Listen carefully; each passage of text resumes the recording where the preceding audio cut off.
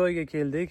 Imkon qadar uzumchilik sohasida ma'lumot beramiz. Bu qanaqa joyligi haqida ko'rsatib o'taman. Bu davlat tasarrufi ostida devor qismining tagida uzum daraxtlari bor. Bu yerda katta plantatsiya. Bu yerda do'stlar 600 xil navdagi uzum navlari yetishtirilar ekan. Birgalikda hamkorlikda shartnoma imzolash arafasida turibmiz. Rahmat, hamkorligimiz hamma uchun foydali bo'lsin. Assalomu alaykum hurmatli dehqon, bog'bonlar, uzum ishqibozlari. Bugun 10-mart 2026-yil. Xitoyga keldik. Bu yerda uzumchilik yo'nalishi bo'yicha eng nomer 1 bo'lgan shahar bor ekan. Aynan mana shu yerga tajriba almashgani va hamkorlik masalasida keldik. Qisqacha sizlarga imkon qadar uzumchilik sohasida ma'lumot beramiz. Bu qanaqa joyligi haqida ko'rsatib o'taman. Demak, mana bu yozuvni skrinshot qilib ChatGPTga ham tashlasangiz tarjima qilib beradi bu qanday joyligi. Xo'p, bu davlat tasarrufi ostida. Bu yerda katta plantatsiya, ya'ni pastda bog'lar, uzum bog'lar qilingan. Mana bu yer esa uzum ayni pishib yetilganda odamlar kelib uzumlarni tomosha qilib, xohlagan, o'ziga yoqqan uzumni ta'mini ko'rib, yeb ko'rib, dam olib ketishga imkoniyatiga ega.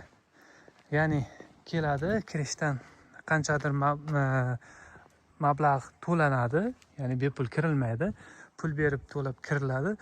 Bu yer 10-mart sanasiga bo'lishiga qaramasdan, qarang, hali daraxtlar uyg'onmagan. Sababi bu yerda juda sovuq, aytishlari bo'yicha 26-27 gradus sovuq bo'lar ekan.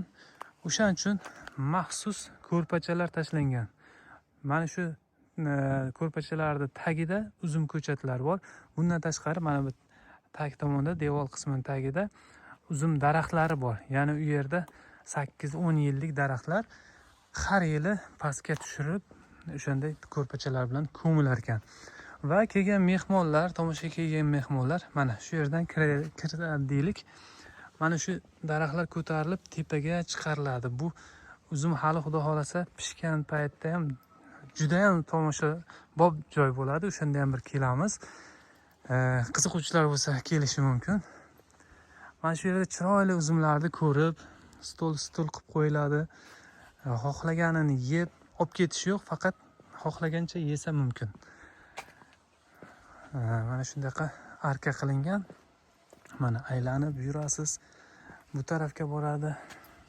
Ketdik, boraylik.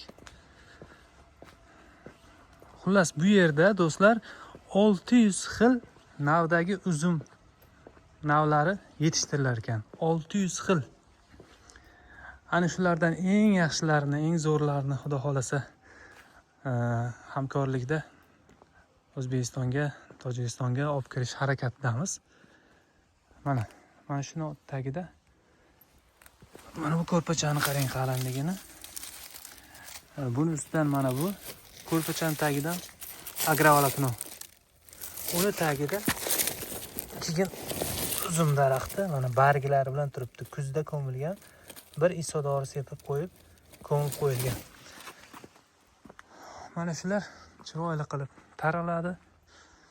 Mehmonlar kelib mana shu yerlarda aylanib, xohlagan navdagi uzumlarni yeb, dalshi naryoqqa ketadi. Naryoqda bog'lar bor. 1 kilometr pastga boradi, bunaqasiga yuradi, yana bunaqasiga, xullas 3 kilometr aylanib kelsa, butun bog'da aylanib kelgan bo'ladi. Shu atrofda rad qilingan hamma uzum navlari yozib qo'yilgan. Mana buni orqasida sushulka, ya'ni mayiz qilish uchun, uzumlarni quritish uchun sushulkalar qilingan. Naryoqda xolodilnik bor. Ko'chatchilik, uzumchilik eng birinchi o'rinda bo'lgan mana shu shahar ekan. Hozir nima uchun ko'chatchilik, uzumchilik zo'r, lekin mana bunaqa xarob ahvolda deb avvaliga biz ham hayron bo'ldik. Xuddi bu yer cho'l, hech qanaqa suv yo'qdek. Bizda o'sha uzumlar novdalari bo'rtib chiqdida. Ba'zi joylarda deylik Surxondaryo taraflarda ko'karib ham barglab ham qoldi. Lekin bu yerda hali uyg'onmagan. Bu yerda iqlimi sal sovuqroq bo'lganligini hisobiga. Juda ham ko'p ma'lumot oldik va sizlarga taqdim qilish uchun bitta videoda imkon yo'q. Uzun video bo'lib ketadi. Bularda agrotexnikasi, kesish usullari, dorilashi, maizchiligi hammasi haqida отдельный video qilib oldim. Navbatma-navbat qo'yib boraman, ko'rsalaringiz uzumchilikka qiziqishingiz yanada oshadi va sizga hech qayerdan eshitmagan ma'lumotlaringiz, ya'ni bilimiga ega bo'lib qolasiz. Hozircha shular. Yubek Agro bilan qoling. Uzumchilikda faqat eng yangilarini, eng foydalilarini birinchilardan eshitasiz. Assalomu alaykum hurmatli dehqonlar, uzum shinavandalari. Ayni damda biz Xitoydamiz. Ya'ni xitoylik hamkorlar bilan, ya'ni uzumchi dehqon akalarimiz bilan ancha yillik tajribaga ega bu kishilar. Bir necha xil yangi sortlar, navlar bor va uzumni yetishtirish, unga kasallikka qarshi kurashish bo'yicha butun agrotexnikalar bo'yicha birgalikda hamkorlikda shartnoma imzolash arafasida turibmiz. Ya'ni bularni tajribasidan bizni tajribamizdan bular o'rganib, ikkala davlatga ham foydali shartnoma ustida turibmiz. Mana shunga sizlar ham guvoh bo'lasizlar. Qolib ketsa.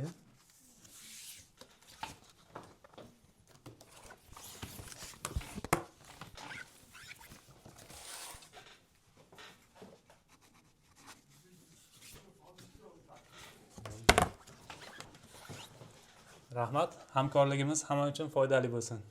希望我们的合作会愉快。好，谢谢。很高兴和咱们公司开展交流和合作。后面我们还要进行更多的技术交流。咱们乌兹别克这方呢，在这个葡萄种植上有悠久的历史，我们也有很多需要学习的地方。同时呢，我也把我们这边比较先进的种苗呢提供给你们，咱们这个共赢发展。 Sizlarga katta rahmat hamkorlikka rozi bo'lganingiz uchun. Xudo xolasa hamkorligimiz juda ham samarali bo'ladi. Biz O'zbekiston ham imенно mana shu uzumchilik tarixi juda ham boy davlat.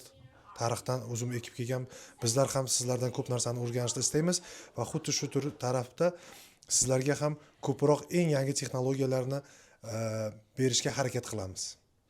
Albatta bu hamkorlikdan o'ylaymizki, ikkala davlatga ham foydali bo'ladi. Bundan boshqa dehqonlar ham foydalanadi. Rahmat sizlarga yana bir bor. 合作会愉快，然后给老百姓啊，尤其是给农民带来很多的便利。好的，好的，我相信我们一定会合作的很愉快。 Albatta, xudo xolasa hamkorligimiz juda ham samarali bo'ladi deb niyat qilaman. Rahmat. Do'stlar, kutib borasizlar. Xudo xolasa bundan keyin uzumchilikni O'zbekiston, nafaqat O'zbekiston, Tojikiston, balki O'rta Osiyoda darajasini yuqoriga ko'taramiz. Nafaqat o'z davlatimizda, balki dunyo miqyosida uzumchilikni ko'rsatib qo'yishga harakat qilamiz va shu yo'lda mana birinchi qadamni boshladik.